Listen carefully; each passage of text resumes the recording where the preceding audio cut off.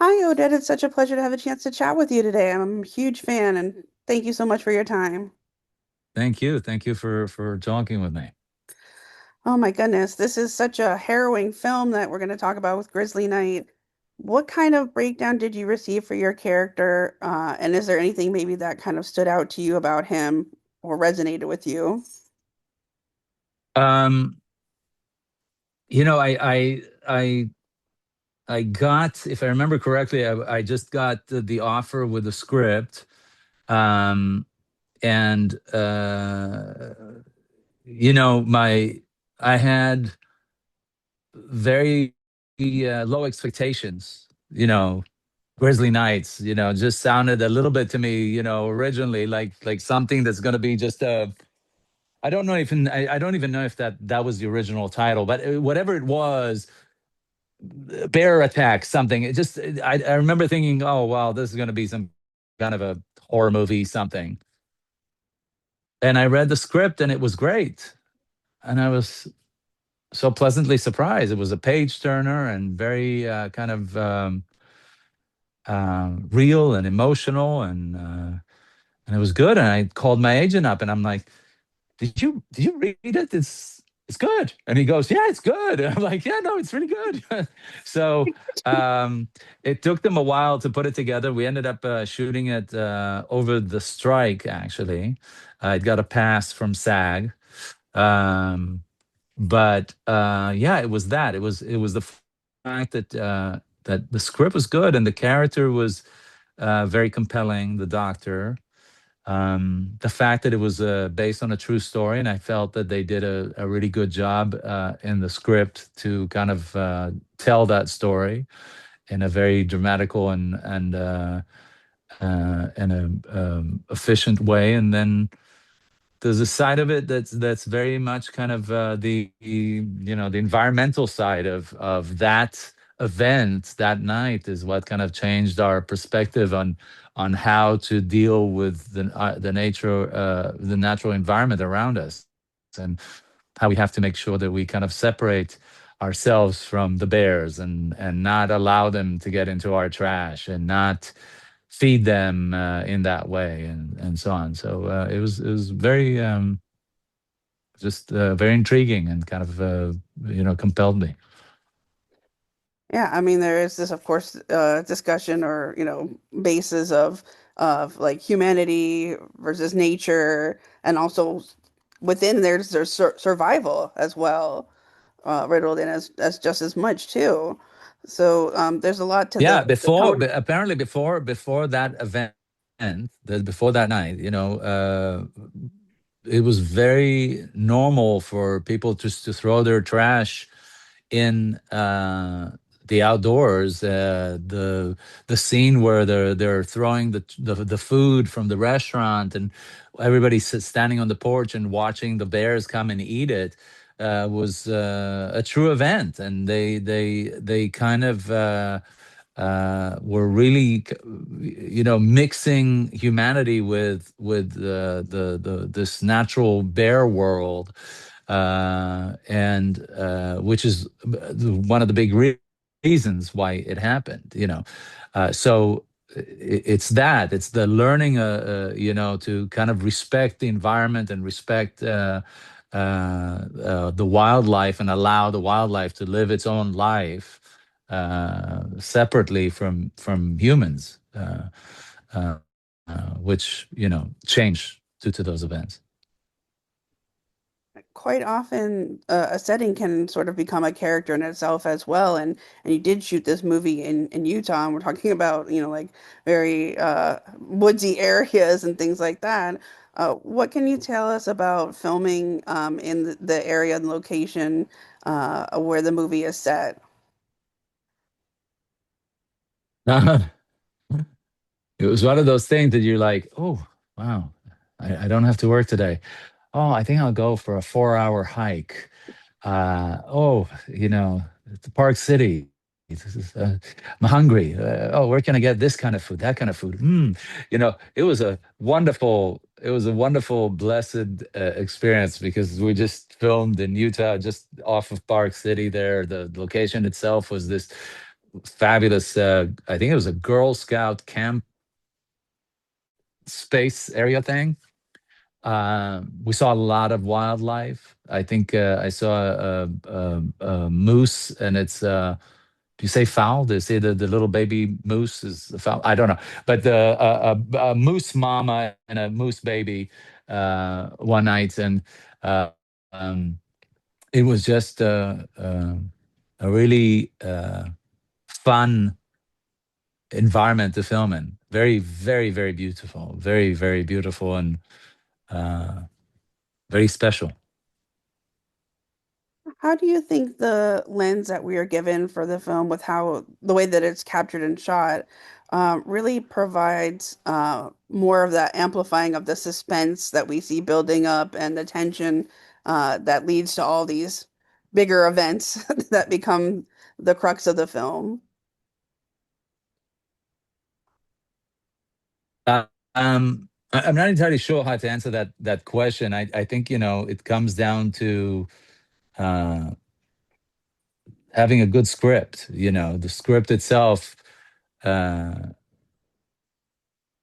when a script is well written, it's a very easy read. uh, it's what it's like saying it's a page turner. If you stop and put the script down and go do a million other things and then come back to the script, it probably isn't that good, and it's probably going to then be a struggle when you're filming it. You have it really works. The structure of having a 90 to 100 page script with the first, second, and third act really, really works well. And those points, there's a nature to it and a rhythm to it that if it's not in the script, you're going to be fighting a very uphill battle to try and make it work. So I think it was there. It was there when I read it for the first time, and we uh, tried to do our best to make it come alive on film. It is such a harrowing film, and you play a doctor, someone who's got to keep people who are obviously in distress calm and try to keep things in order. How did you really manage to portray this in the film with your character? And obviously, again, it is based on true story and true events. As I tell many times, especially when I encounter people who are injured, or have a hangnail or so on, I'm not a doctor, but I play one on TV. I I, I played a doctor a few times. I was on a show called Presidio Med earlier on in my career, and I did a lot of research. And I'm very fortunate. My sister is a professor of oncology, uh, so I had many opportunities to be with her in situations where she was dealing with patients, and also even being in and seeing some surgeries and brain surgeries and so on. And um, I think I've learned that the doctors have to have this. Um, on the one hand, we love the doctors who have a good bedside manner, but doctors many times have to deal with uh, uh, such heartbreaking situations that they have to find a way to separate themselves a little bit from the reality of what's happening in front of them. Otherwise, they can't be good technicians and do their job, um, because, seeing somebody badly hurt, or somebody who is losing their lives, or somebody who you can't help, or, those are heartbreaking situation, and for people who are overly empathetic, it'd be impossible to continue their job. Um, and so I think there's a kind of a disconnect or calmness that doctors seem to have, and yet this specific doctor his daughter, who's at the same age of the victim, is there next to him, experiencing it. So it's a little bit of a different situation. It's a, it's out in the wild. It's in a situation that's a little bit harder. It's not just another day at the hospital. It's a little bit harder, and it's a little bit more shocking, and the environment changes things a little bit. But at the end of the day, he is a doctor, and he has dealt with injuries before and emergencies before, and this is not completely new to him.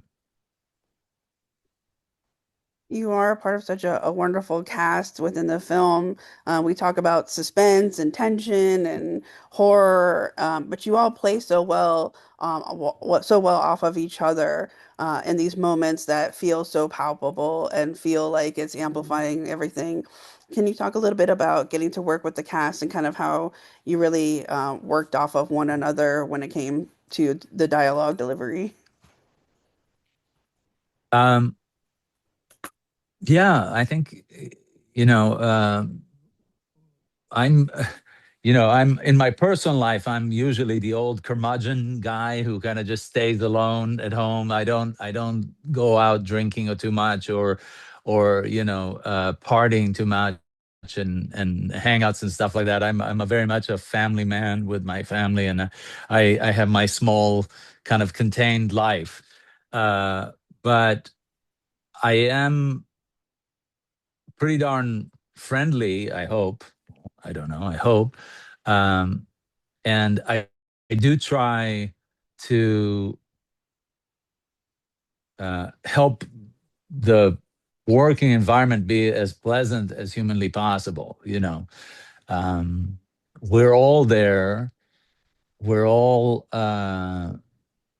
trying to tell the story to the best of our ability, and we're all as important as each other, uh, including the crew and everyone that works on this production. So um, that's kind of those are the rules I live by, and uh, usually it's incredibly important for me that that uh, everyone with me is in the same mindset. And this movie was one of those. Everyone was just feeling very blessed and lucky to be working. Uh, we all were very happy to go on this journey together.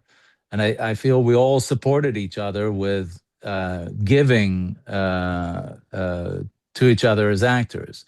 And giving means, giving each other things to react to and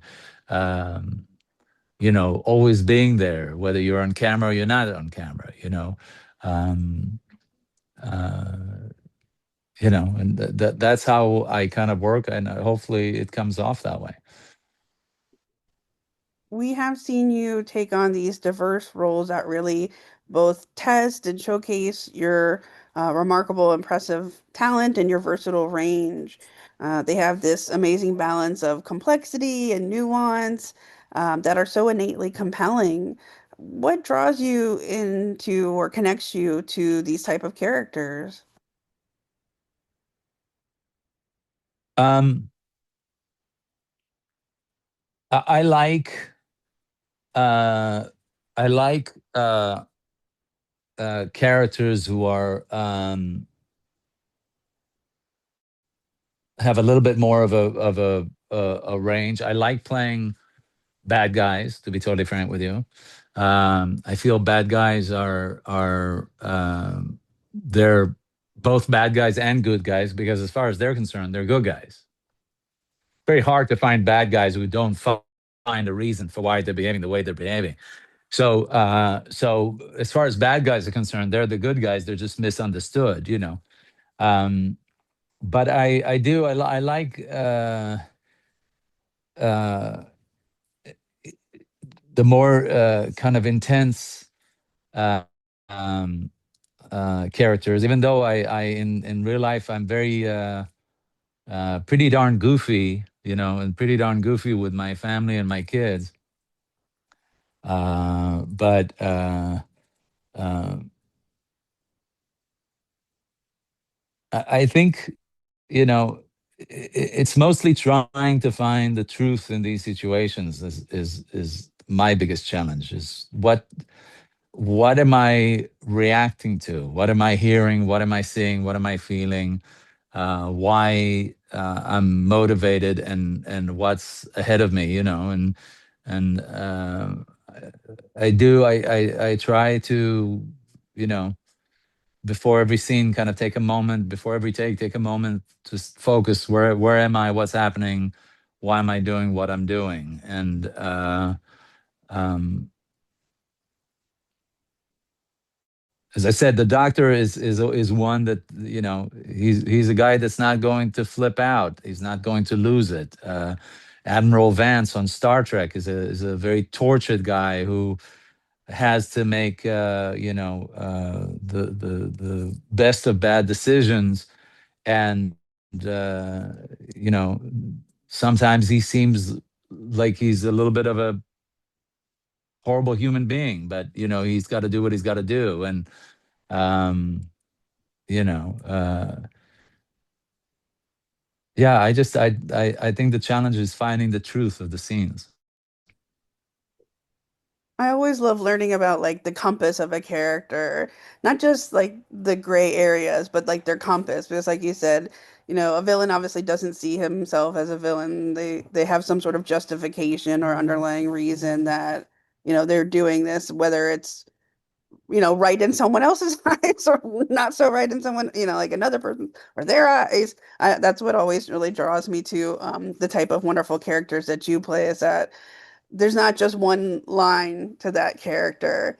And when you watch your performances, it becomes something that you get drawn to, as to like what is this motivation, and um where is that line for him? Right. Yeah. I mean, one of the scariest characters I got to play was in Sleeper Cell, that I did with Ethan Reef and Cyrus Voris. um, and it was, uh, he was a leader of a terrorist cell, uh, but in his mind, he was, not only was he a good guy, he was the best guy. He was doing, giving up everything in order to, uh, you know, fight for a cause he 100% believed in. And yet it was horrific, horrible things, which included, mass murder, and and all the rest of it. Uh, uh, and that to me is really, uh, when you're lucky enough to play that kind of a role that is so well written, and is so smart, and is so, um, really allows you to be the most horrible guy, but a guy that the audience, to a certain point, goes like, yeah, no, I totally get it. I actually like the guy, and like, oh my God, I like this horrific human being. That's when you almost scare your audience into going, oh my God, I just love this terrorist. That's what's really, to me, is like, because it's the truth of these people. They do horrendous things, but to themselves they excuse it 100%, as though they're 100% right in doing it. It's very seldom that you have people who just are bad just for the sake of being bad. Well, switching back into Grizzly Night, just to kind of encapsulate things, we talked about like the humanity, the survival, these underlying themes that exist, but also the nature of it all. We I'm sure you've been asked, like what you hope fans have taken away from their, watching, or, audiences taking away from watching. But for yourself, what did you kind of learn, either through your experiences on or off camera, about the innateness that exists between humans and creatures that are out in the wild? Yeah, that was it. That was, I like to think that, I'm I try to do. uh, my part as far as uh, being thoughtful and keep our planet in mind with everything that I do, and try to be kind to our environment, our resources, and our nature. And I I didn't know what effect that night had. I didn't know that that night had such a strong effect on the human and wild bear interaction, and it's a reminder. It's a wonderful reminder um, to having that uh, respect. That sometimes we need to just let nature be nature and leave it alone, and not do what might be more entertaining for us and more interesting for us, but rather just stay away and let nature take its course, let nature live, and to try and not encroach as much as we do uh, into nature, encroach on nature. Um, it's a tough time, It's a tough time that we live in with the knowledge and that we are, sadly affecting the world, and the world is changing all the time, and what it would look like in the very near future, and you know the effects that we're having. So I think it's always nice to be a part of a project that reminds you to focus again.